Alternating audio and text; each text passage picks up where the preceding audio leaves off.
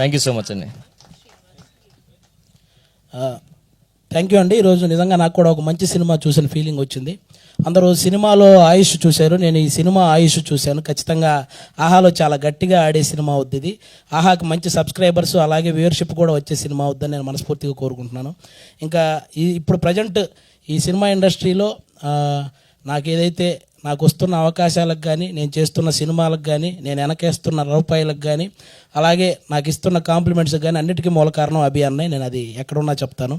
అభి అన్న లేకపోతే ఈరోజు అసలు నేను ఇండస్ట్రీలో అంటే ఇంత ముందుకైతే వచ్చేవాడిని కాదు, అసలు ఇండస్ట్రీకి కూడా వచ్చేవాడిని కాదేమో అభి అన్న అనేవాళ్ళు లేకపోతే.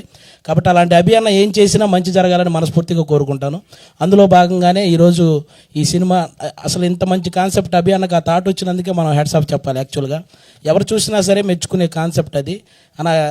మీకు ఎలాగైతే మన జబర్దస్త్లో మీరు కొత్త కొత్త కాన్సెప్ట్తో వచ్చేవాళ్ళు, కానీ ఈరోజు ఈ స్టెప్ మాత్రం వేరే లెవెల్. ఇంకా మీరు ఆల్రౌండర్ పర్ఫార్మెన్స్ మీ అందరికీ తెలుసు. మీరు కామెడీ చేస్తారు, ఒక సాఫ్ట్వేర్ ఇంజనీర్గా చేయగలరు, ఒక యాంకర్గా చేయగలరు, హీరోగా చేశారు, ఇప్పుడు డైరెక్షన్ చేస్తున్నారు.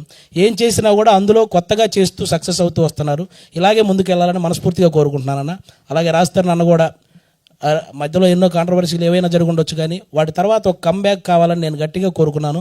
నాకెందుకో ఈ చిరంజీవి సినిమా అనేది గట్టి కంబ్యాక్ అనిపిస్తుంది అన్న. Thank you so much. మీకు కూడా చాలా బాగా పర్ఫామ్ చేశారు, అందులో మిగతా ఆర్టిస్టులు కూడా. అందరికీ కూడా once again thank you so much. మాకు కూడా ఈరోజు ఇక్కడికి పిలిచి ఇంత మంచి ఎంటర్టైన్మెంట్ ఇచ్చినందుకు అందరికీ థ్యాంక్ యూ సో మచ్ అండి. Thank you.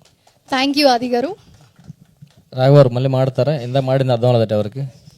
యాక్చువల్గా గంట సేపు మాట్లాడదామని ప్రిపేర్ అయ్యాను.